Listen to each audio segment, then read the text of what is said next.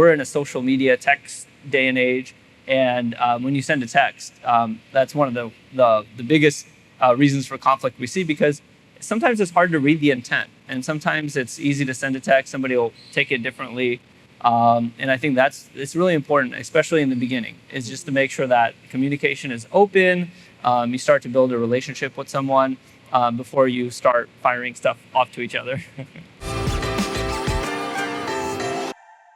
Tell us, do you think if it's inevitable to have conflict in the workplace?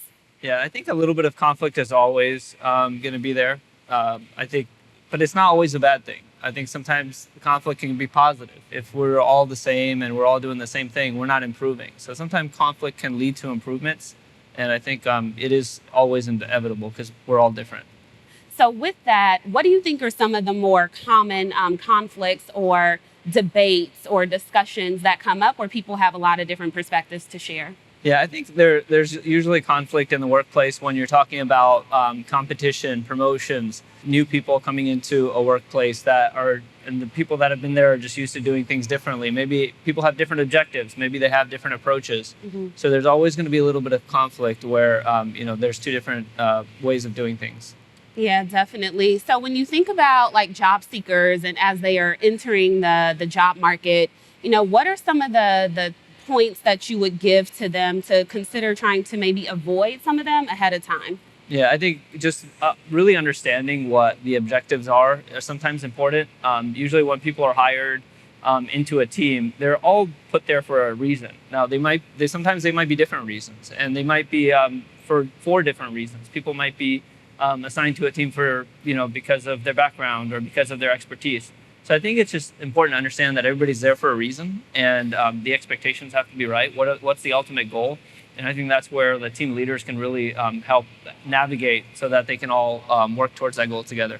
Are you using the Indeed mobile app? The app is free and makes it easy to apply right from your phone. Click the link below or just search Indeed in the App Store.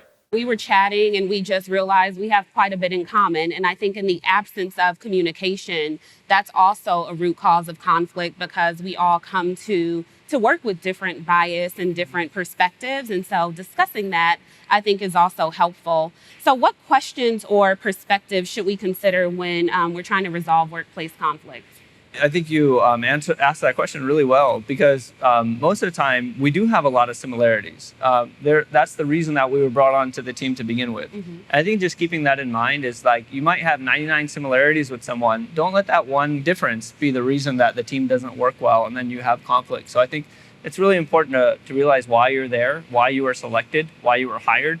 And most likely the other person was hired for a similar type of reason. So I think that can really help identify the conflict and eliminate it. So one of the skills that is rising in popularity is around emotional intelligence and empathy and vulnerability. So what role does that play here when we're talking about conflict in the workplace? That's really important. I think, the great thing is now, like, it's identified a little bit more. It's talked about a little bit more.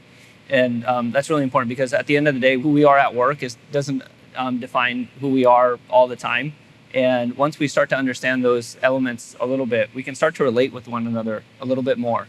Do you recommend that employees learn about each other's communication styles early on? Yeah, I think that's key, right? Everyone has a different way that they would like to be addressed, mm-hmm. A different way that they'd like to be coached. And it's really important for a supervisor to be the one to facilitate that, so that, they know the people that they brought onto the team. They know their strengths, weaknesses. They know what they like, what they don't like. In order for us to work together and make each other better, it's really important to understand each other and what helps us get motivated.